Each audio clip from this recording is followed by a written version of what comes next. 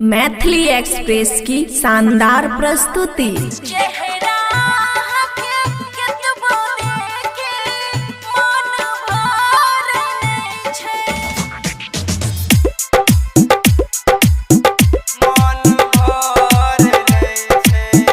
खुशी recording studio बलुआहा।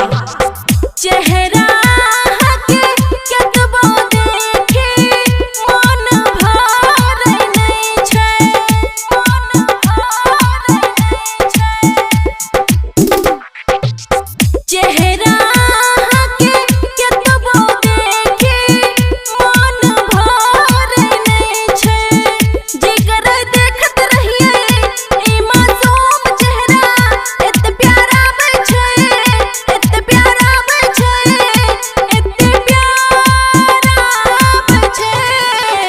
चेहरा के केतबो देखिए मन भर नहीं छे, जिगर देखत रहिए ए मासूम चेहरा के एते प्यार आवे छे, एते प्यार आवे छे, हाँ एते प्यार आवे छे।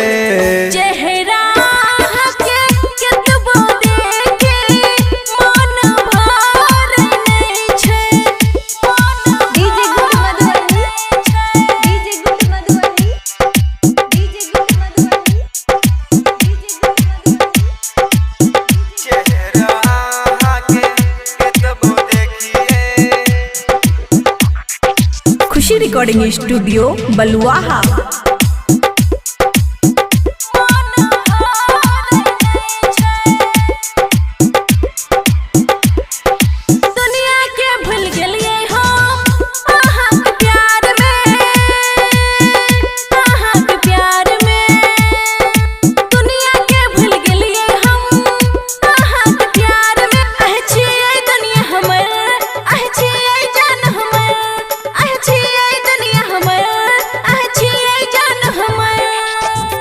अब ते होशन छे दिल बेकाबू छे, एते प्यार आवे छे, एते प्यार आवे छे, हाँ एते प्यार आवे छे।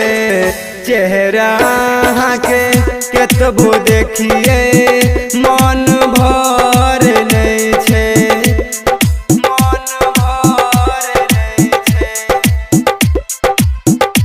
खुशी रिकॉर्डिंग स्टूडियो बलुआहा।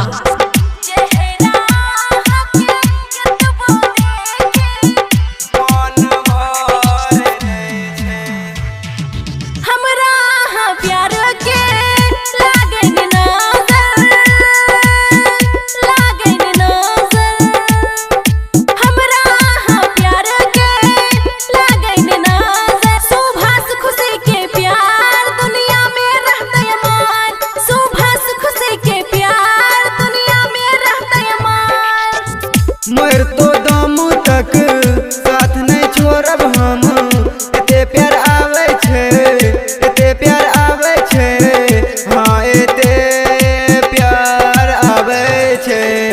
चेहरा के केतबो देखिए मन भर नहीं छे।